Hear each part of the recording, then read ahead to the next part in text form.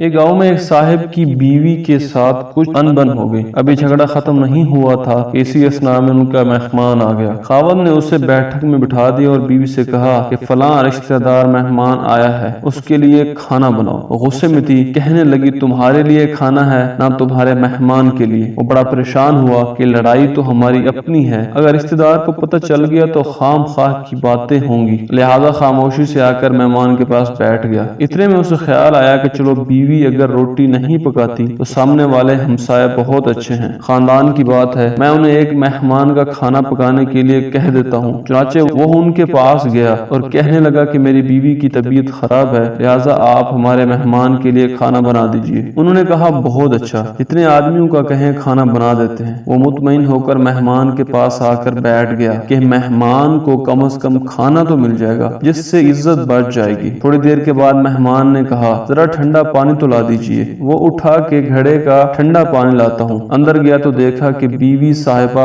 तो ज़ारों कतार रो रही हैं। वो बड़ा हैरान हुआ कि ये शेरनी और उसके आंसू। कहने लगा क्या बात है। उसने पहले से भी ज्यादा रोना शुरू कर दिया। कहने लगी बस मुझे माफ कर दें। वो भी समझ गया कि कोई वजह जरूर बनी है। उसके खामन ने कहा बताओ आखिर तुम्हारे रोने की वजह क्या है, तुम ऐसे क्यों रो रही हो। बीवी ने कहा कि पहले मुझे माफ कर दें फिर मैं आपको बात सुनाऊंगी। खैर उसने कह दिया कि जो लड़ाई झगड़ा हुआ है मैंने वो दिल से निकाल दिया और माफ कर दिया है। कहने लगी कि जब आपने आकर मेहमान के बारे में बताया और मैंने कह दिया कि ना तुम्हारे लिए कुछ पकेगा और ना मेहमान के लिए, चलो छुट्टी करो, तो आप चले गए। मगर मैंने दिल में सोचा कि लड़ाई तो मेरी और आपकी है और ये मेहमान रिश्तेदार है, हमें उसके सामने ये पोल नहीं खोलना चाहिए। चुनाचे मैं उठी के खाना बनाती हूँ। जब मैं बावर्ची खाने में गई तो मैंने देखा कि जिस बोरी में हमारा आटा पड़ा होता है एक सफेद रीश आदमी उस बोरी में से आटा निकाल रहा है। मैं ये मंजर देखकर सहम गई। वो मुझे कहने लगा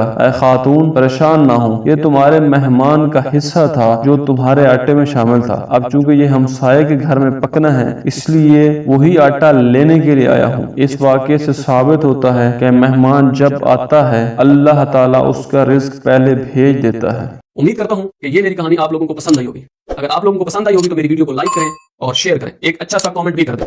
मेरे चैनल को सब्सक्राइब करना मत भूलिएगा। अगर आप लोगों के पास भी इस तरह की कोई स्टोरी कोई कहानी मौजूद है तो आप कमेंट्स में लिख सकते हैं और मैं उस पर इंशाल्लाह वीडियो बनाऊंगा। अपनी दुआओं में मुझे याद रखिएगा। अल्लाह हाफिज।